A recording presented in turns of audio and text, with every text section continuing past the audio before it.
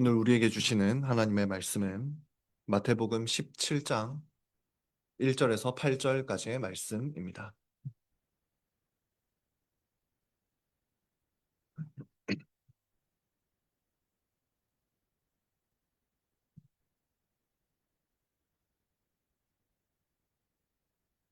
마태복음 17장 1절에서 8절까지의 말씀입니다. 이것은 하나님의 말씀입니다. 하나님의 복된 말씀을 들으십시오.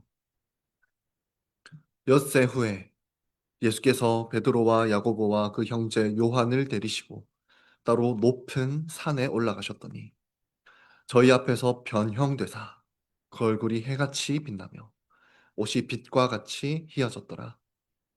때 모세와 엘리야가 예수로 더불어 말씀하는 것이 저희에게 보이거늘 베드로가 예수께 여짜와 가로되 주여 우리가 여기 있는 것이 좋사오니 주께서 만일 원하시면 내가 여기서 초막 셋을 짓되 하나는 주를 위하여 하나는 모세를 위하여 하나는 엘리야를 위하여 하리이다. 말할 때에 호련히 빛난 구름이 저희를 덮으며 구름 속에서 소리가 나서 가로되 이는 내 사랑하는 아들이요 내 기뻐하는 자니 너희는 저의 말을 들으라 하는지라.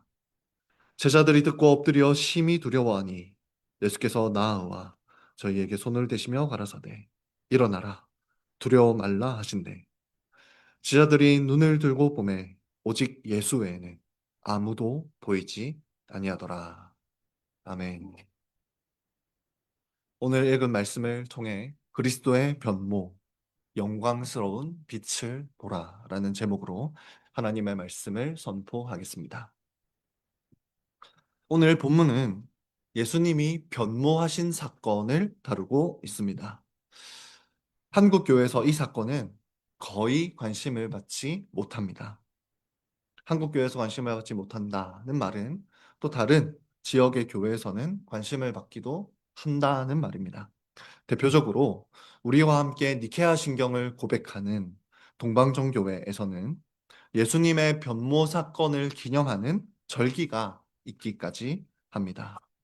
말하자면 십자가나 부활처럼 결코 없어서는 안 될 사건으로 여기기도 한다는 것입니다.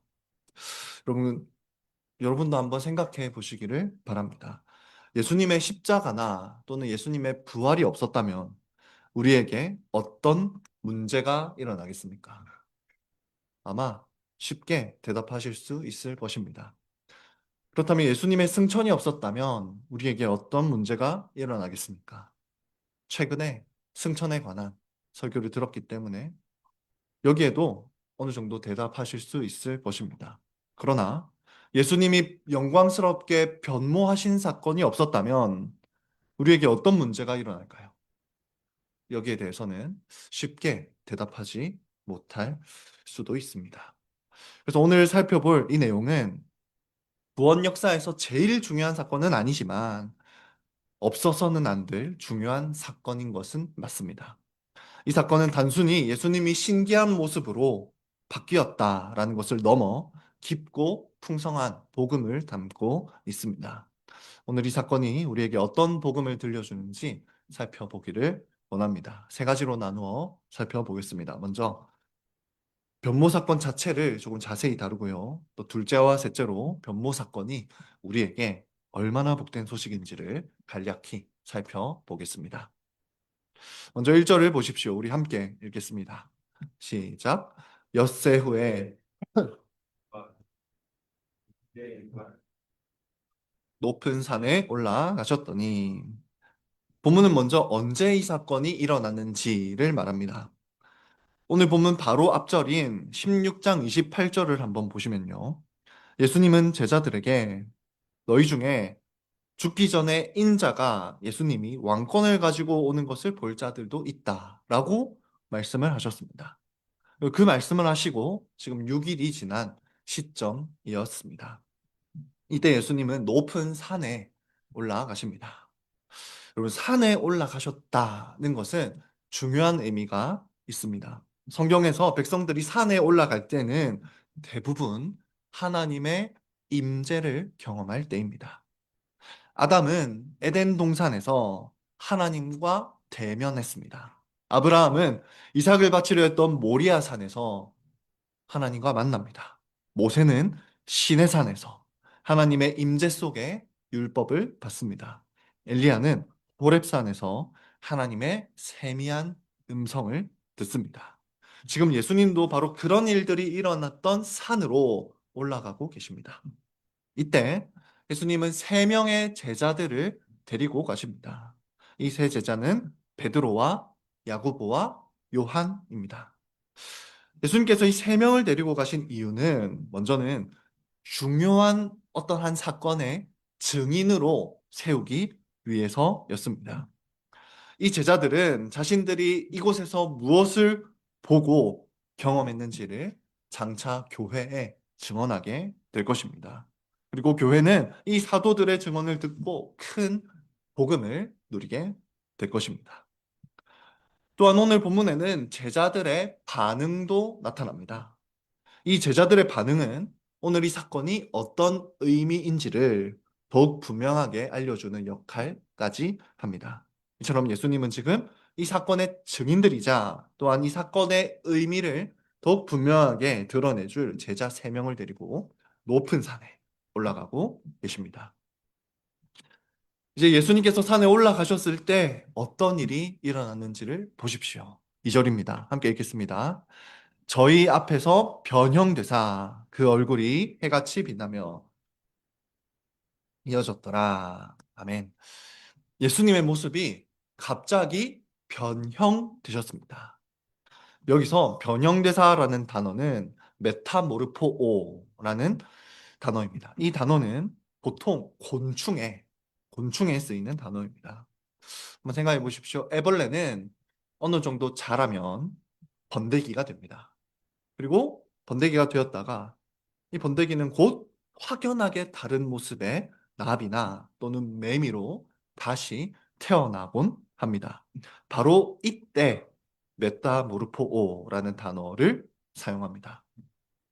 본문은 그만큼이나 예수님의 모습이 확연하게 달라지셨다라는 것을 보여주고 있습니다.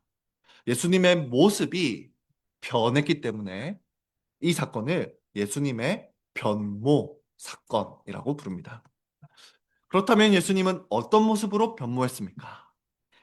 먼저 예수님의 얼굴이 태양처럼 밝게 빛났습니다. 또한 그 옷이 빛 그 자체라고 말할 수 있을 정도로 빛났습니다. 한마디로 예수님은 빛으로 변모하신 것입니다.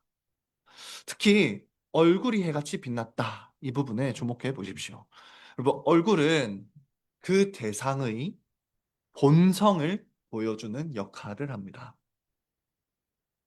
그래서 전쟁 속에서 서로 적군들이 서로를 향해 총구를 겨누곤 합니다. 얼굴을 보지 못할 때는 그냥 총을 갈깁니다. 그냥 쏩니다. 그러나 막상 서로를 향해 총구를 겨누다가도 적군의 얼굴을 마주보면 방아쇠를 당기기가 망설여진다고 합니다. 왜냐하면 적군의 얼굴을 보는 그 순간 그 사람의 본성이 느껴지기 때문입니다. 그런데 지금 예수님의 얼굴이 빛나고 있습니다. 이것은 예수님이 빛나는 본성을 지니신 분이다라는 것을 우리에게 드러내주는 것입니다.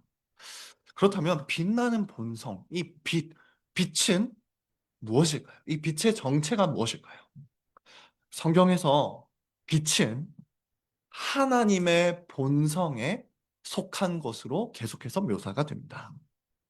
그래서 요한일서 1장 5절을 보시면 분명하게 이렇게 말씀합니다. 하나님은 빛이시고 그에게는 조금도 어둠이 없다라고 말씀합니다.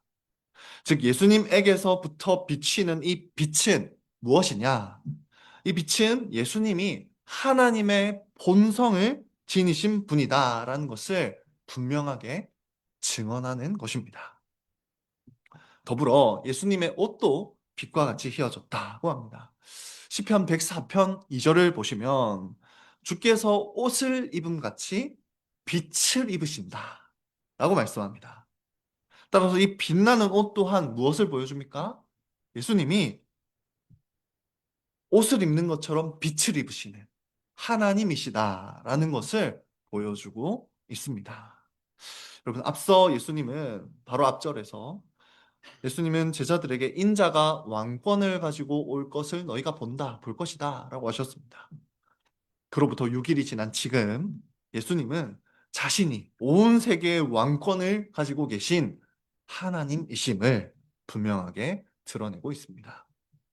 여러분, 여기까지는 어려운 내용이 아닐 수 있습니다. 그런데 이어지는 장면은 정말 이해하기가 어렵습니다. 3절을 한번 보십시오. 함께 읽겠습니다. 시작. 때에 모세와 엘리야가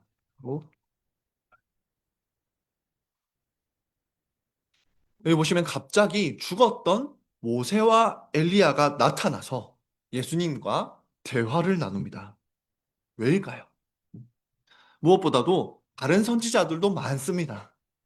그런데 왜 하필 이 두 사람이 예수님이 변모된 지금, 다른 때도 아니고 지금 이 두 사람이 여기에 나타났을까요? 이 두 사람이 지금 이 자리에 나타나야 할 분명한 이유가 있었습니다. 그 이유는 바로 모세와 엘리야 둘 다 구약에서 하나님을 얼핏, 얼핏 본 사람들이라는 점 때문입니다. 한번 살펴보겠습니다. 출애굽기 33장 18절을 한번 보시면요. 모세는 시내산 위에서 이렇게 말했습니다. 주의 영광을 내게 보여주십시오. 주님의 영광을 제게 보여주십시오. 라고 했습니다. 하나님 보기를 간청했습니다. 이때 하나님은 나의 영광을 보면 네가 죽을 것이다. 라고 말씀을 하십니다. 그래서 대신 모세에게 내 등만 살짝 보여주겠다. 라고 하십니다.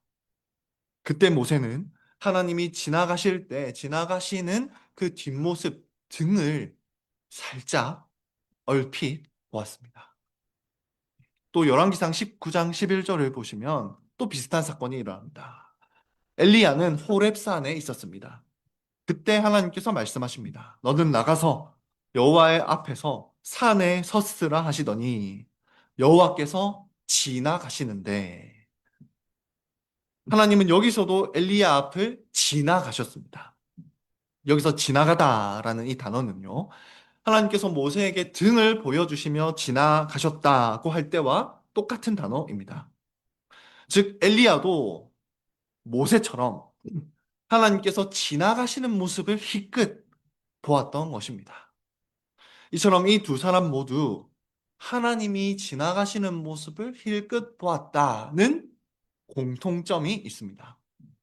여기까지 어렵지 않으시죠? 자, 그런데 지금 어떤 일이 일어나고 있는지를 보십시오. 모세와 엘리야는 태양처럼 빛나는 예수님의 얼굴을 보면서 자신들이 그토록 보고 싶어 했던 하나님의 영광을 마주하고 있습니다.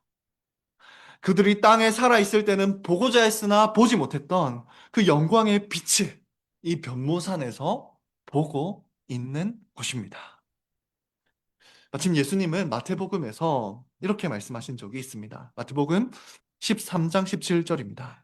내가 진실로 너희에게 이르노니 많은 선지자와 의인들이 너희 보는 것들을 보고자 하여도 보지 못하였고 너희 듣는 것들을 듣고자 하여도 듣지 못하였느니라.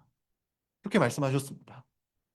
그리고 지금 이 변모 사건을 통해서 예수님이 하신 말씀이 진리라는 것이 확증됩니다. 모세와 엘리야가 이곳에 나타남으로써 예수님이 정말 구약의 선지자들이 보고 싶어 했던 바로 그분임이 분명해지고 있습니다. 예수님의 음성이야말로 선지자들이 그리고 의인들이 듣고 싶어 했던 그 음성이라는 것이 분명해지고 있습니다. 빛으로 변모하신 예수님은 구약 백성들이 보고자 했던 하나님의 본체이시자 영광이십니다. 그래서 이 두 사람이 나타났던 것입니다. 당시 제자들은 이 장면을 이해하지는 못합니다. 그저 놀라운 장면이라고만 생각합니다. 특히 베드로는 여러분 베드로가 얼마나 신기했겠습니까? 성경 속에서만 읽던 그 모세가 눈앞에 있습니다. 엘리야도 있습니다. 그 모세와 엘리야를 보면서 정말 좋다라고 생각했습니다. 예수님과 이 두 사람이 계속해서 여기에 머물면 좋겠다라고 생각을 합니다. 그래서 이렇게 말합니다. 4절입니다. 우리 함께 읽겠습니다. 시작. 베드로가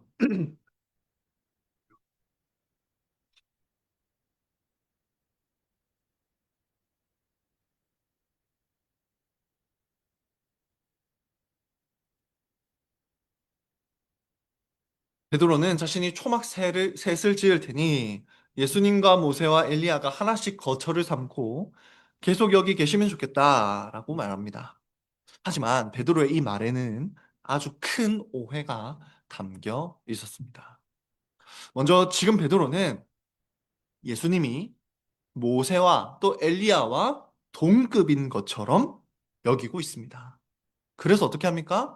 똑같은 거처를 지어드리겠다라고 말하는 것입니다. 하지만 예수님은 모세와 엘리야와 같은 거처에 거하실 분이 아닙니다. 예수님은 하늘을 자신의 보좌로 삼으시는 하나님이십니다. 그리고 모세와 엘리야는 한낱 인간일 뿐입니다. 동급이 아니라는 것입니다. 또한 베드로는 예수님이 변모산에 계속 계시기를 원했습니다. 하지만 예수님은 이 산에 머무실 분이 아닙니다. 예수님께는 아직 할 일이 남아 있었습니다. 예수님은 이 변모산을 내려가셔야 하고요. 또 다시 다른 산에 올라가셔야 했습니다. 베드로는 그것도 모르고 계속 이 산에 머물면 좋겠다라고 예수님께 말하고 있는 것입니다. 이처럼 베드로의 말에는 오해가 담겨 있었습니다. 그래서 하나님은 이 베드로의 오해를 바로잡아 주십니다. 5절을 우리가 함께 읽겠습니다. 시작. 말할 때에 호련히 빛난 구름이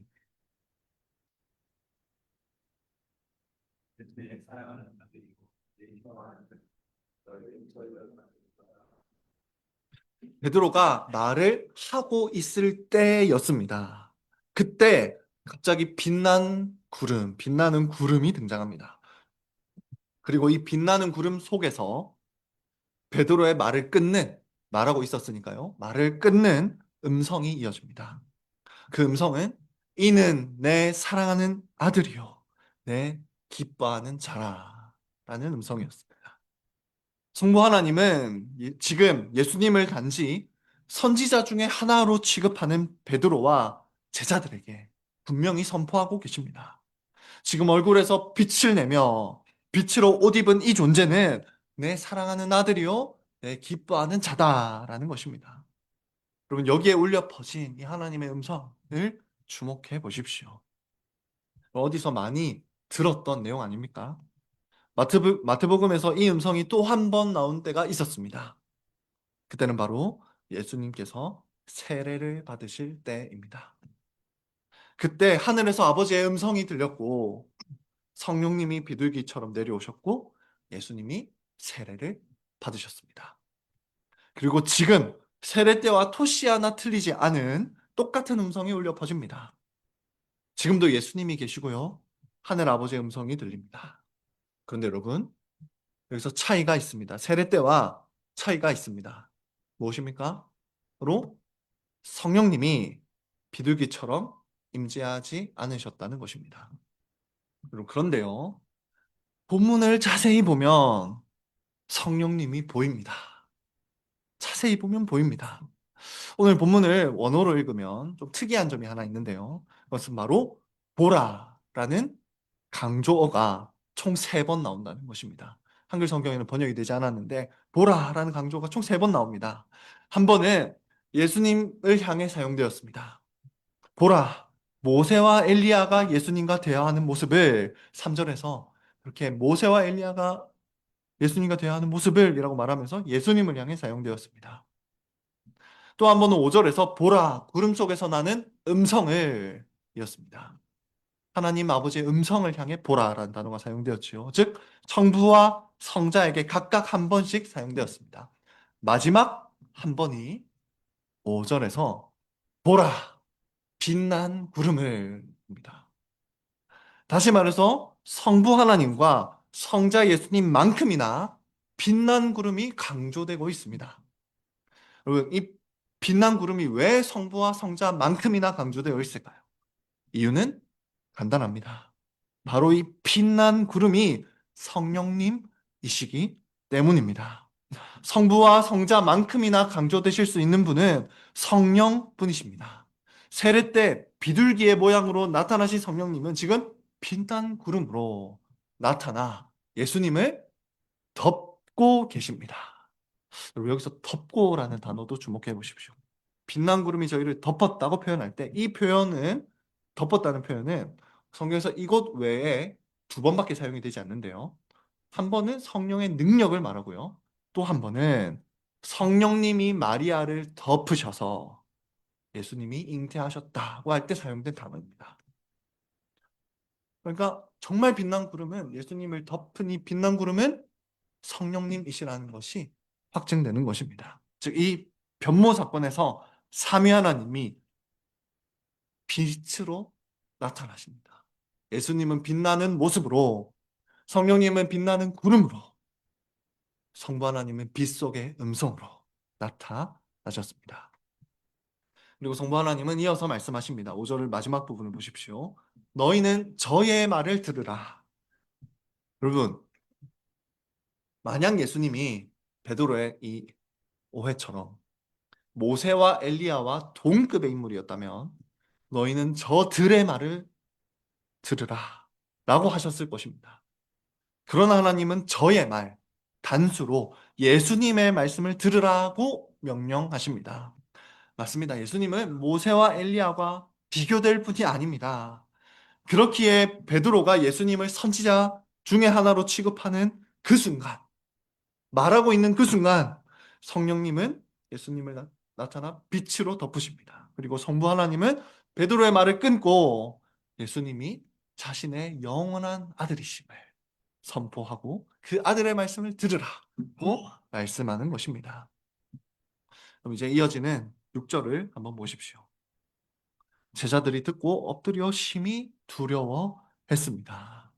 여러분, 구약에서 아까 산에 올라서 하나님의 임재를 경험했다고 하지 않았습니까? 그때마다 하나님의 임재를 경험한 백성들은 두려워했습니다. 왜 두려워했을까요? 여러분, 어둠은 빛을 두려워합니다. 그래서 빛이 오면 도망가지요.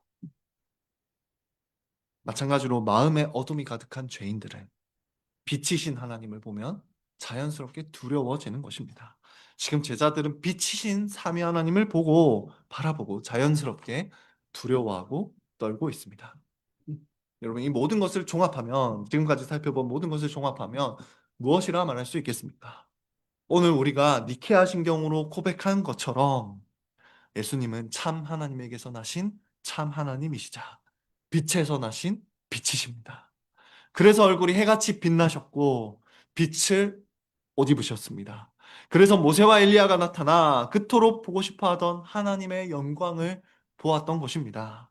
예수님은 하나님과 동일 본질이신 참 하나님이십니다. 여기서 첫 번째 교훈을 말씀드립니다. 예수님은 영광스럽게 변모되셨습니다. 그리고 이어서 계속해서 살펴볼 텐데요. 그러나 오늘 본문은 예수님이 지니신 하나님의 본성만을 보여주는 본문이 아닙니다. 동시에 오늘 본문은 예수님이 참된 인간이심도 보여줍니다. 7절과 8절 우리 함께 읽겠습니다. 시작. 예수께서 나와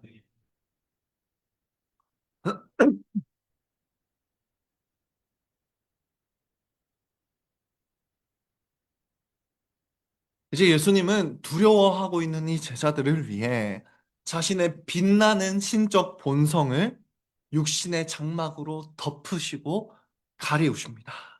감추십니다. 그런 후에 엎드린 제자들에게 다가오셔서 이제는 두려워하지 말라고 말씀해 주십니다. 제자들이 눈을 들어 보니 예수님은 본 모습으로 돌아와 있었습니다. 그리고 모세와 엘리야도 사라져 있었습니다. 예수님에는 이제 아무도 보이지 않았던 것입니다.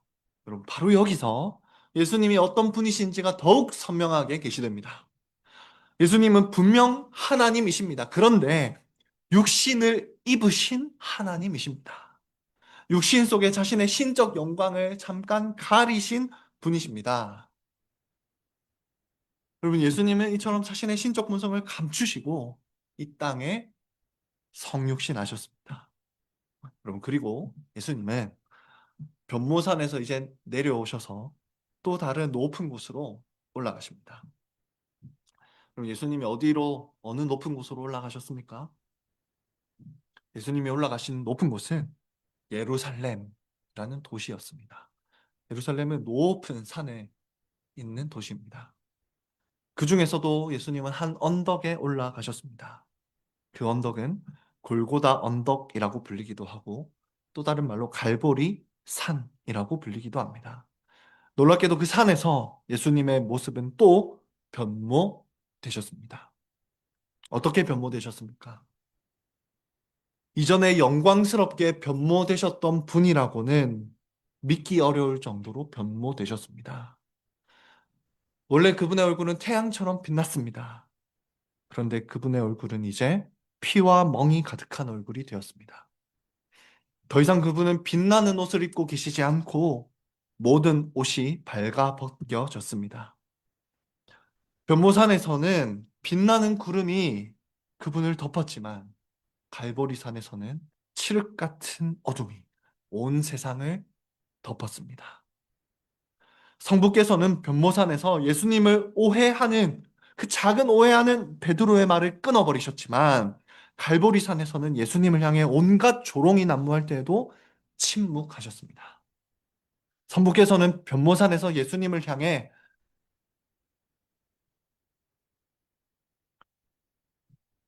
이는 내 사랑하는 아들이요 내 기뻐하는 자라 하셨지만 갈보리산에서는 바로 그 사랑하는 아들이 십자가에서 죽어갈 때도 외면하셨습니다.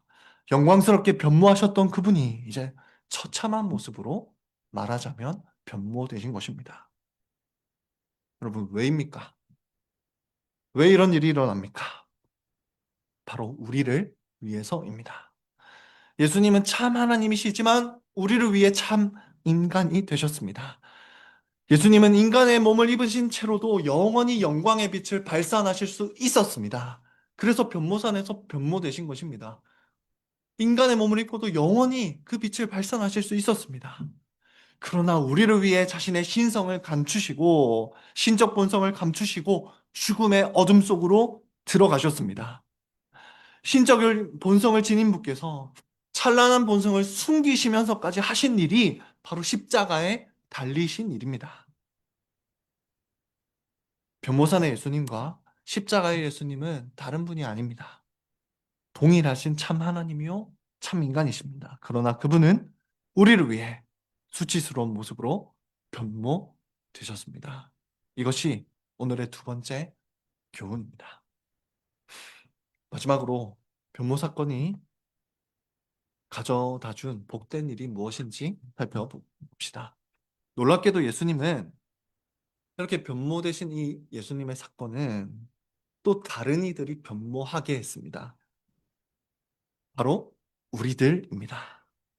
어떤 면에서 볼 때는요, 예수님의 모든 사역은 우리들의 변모를 위해서였다라고도 할 수 있습니다. 여러분, 본래 우리의 모습은 무엇이었습니까? 어둠이었습니다. 사실 십자가의 어둠 속에서 수치스럽게 죽어야 했던 존재는 바로 우리들이었습니다. 빛이신 예수님은 그런 우리 대신 죽음의 음침한 어두운 골짜기로 들어가신 것입니다. 예수님이 겪으신 이 모든 일을 통해서 어둠이었던 우리가 이제는 빛이 되었습니다. 우리가 어떻게 빛이 되었습니까? 예수님은 어둠 속에 들어가셨지만 어둠을 이기시고 부활하시고 승천하셨습니다. 빛나는 하늘 속으로 다시 들어가셨습니다. 승천하신 예수님은 우리에게 성령님을 보내주십니다. 오늘 본문에 따르면 성령님 또한 어떤 분이십니까? 성령님 또한 빛이십니다. 빛난 구름이었지 않습니까? 빛이십니다. 이제 그 빛이신 분이 우리 안에 들어와 거하십니다. 여러분 생각해 보십시오. 정말 밝은 빛이 들어오면 아무리 어두운 곳이라도 환하게 밝혀집니다. 밝은 빛이 들어오기만 하면 아무리 어두운 곳이라도 그냥 밝게 빛나는 것입니다. 마찬가지로 우리의 영혼이 아무리 어두웠다 할지라도 우리 안에 빛이신 성령님이 들어오시면 환하게 빛나게 됩니다. 예수님은 빛이신 성령님을 보내주심으로써 우리를 빛으로 변모시키신 것입니다.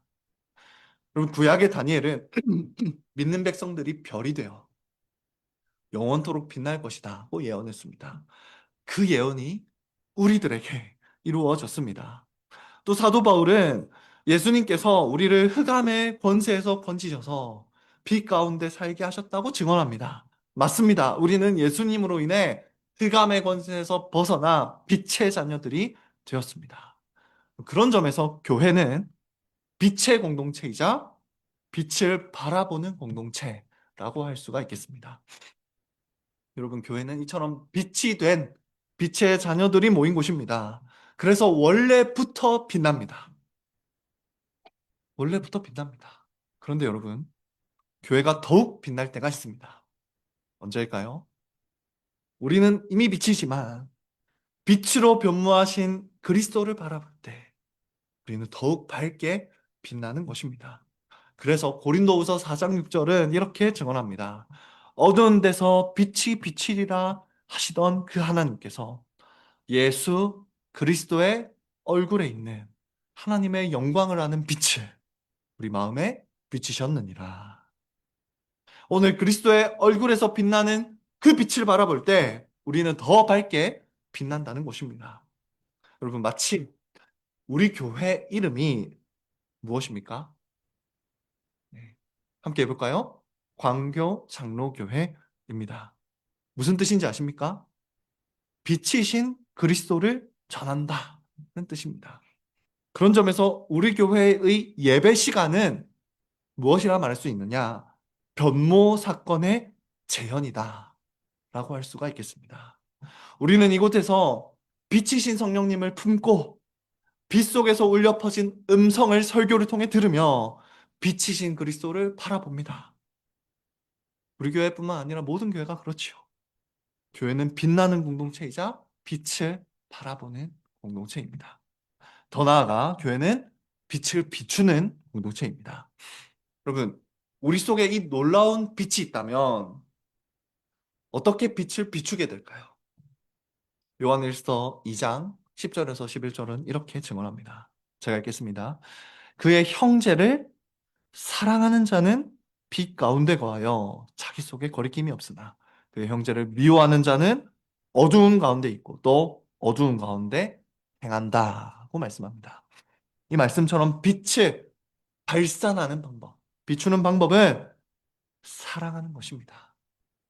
빛을 품은 우리들은 형제를 사랑함으로써 빛을 발산해야 합니다. 여러분, 이번 한 해 우리는 한 성령으로 한 몸 되어 사랑하는 지체들이라는 표어에 따라 살아왔습니다. 이 말대로 우리는 사랑함으로 빛을 발산했습니다. 그러나 예수님이 우리에게 비춰주신 이 사랑의 빛을 한번 묵상해 보십시오. 그 사랑의 빛은 우리가 발산한 빛보다 훨씬 더 밝습니다. 그러니 우리는 이 빛을 더 반사하는 그런 존재가 되어야 하겠습니다.